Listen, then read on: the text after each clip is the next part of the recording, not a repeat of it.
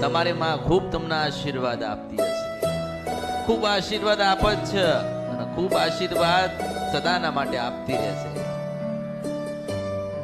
બસ માના થઈને રહેજો, પોતાનું જીવન તમારી કુળદેવીને સમર્પણ કરી દેજો. માં માં માં માં માં કરીને તમારું મોં હુકાઈને ધ્યાન રાખજો. અને 12 થી 4 નું ભજન કરો ને ત્યારે અને માને કહેજો કે માં અમે તારા ને તું અમારી છું. મોટો મોટો મહામંત્ર માને રાજી કરવાનો કે આપણી માં છે ને કોણ રાજી કરવા આવશે. તમારી માને તમારે રાજી કરવાની કેવી રીતે કે ભક્તિથી, ભજનથી, તપ અને જપથી.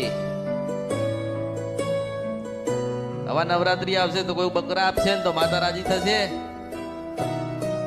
કોઈ બકરા આલે, કોઈ મરઘા આલે, કોઈ કુકડા આલે, કોઈ પાડા આલે, કોઈ શ્રીફળ આપ, કોઈ સુખડી ચોખા કે લાપસી આલ છે ને. માને તો ભાવ જોઈએ. શું જોઈએ? ભાવ ભાવ ભાવ ભાવ ના માને ભાવ જોઈએ.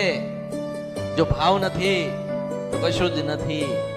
ભાવ હશે તો એક માને ફૂલ અર્પણ કર્યું હશે ને એ હજારો લાખો ના કરોડો વખત આશીર્વાદ આપશે. ભાવથી કરેલી ભક્તિ એડે જતી નથી.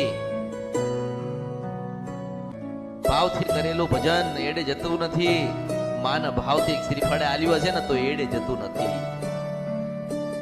માં સ માગશે નહીં. કોઈને કીધું નથી કે તું મને બકરો હાલ. કીધું મારી પાસે હજારો લાખો કરોડો માણસ સુખ લઈ ગયા. મેં નથી કીધું કે તું મને બકરો હાલજે. મેં નથી કીધું કે તું સુખડી કે શ્રીફળ કે મને લાપસી કે ચોખા જમાડજે. હું તો કહું છું કે તું મારો ને હું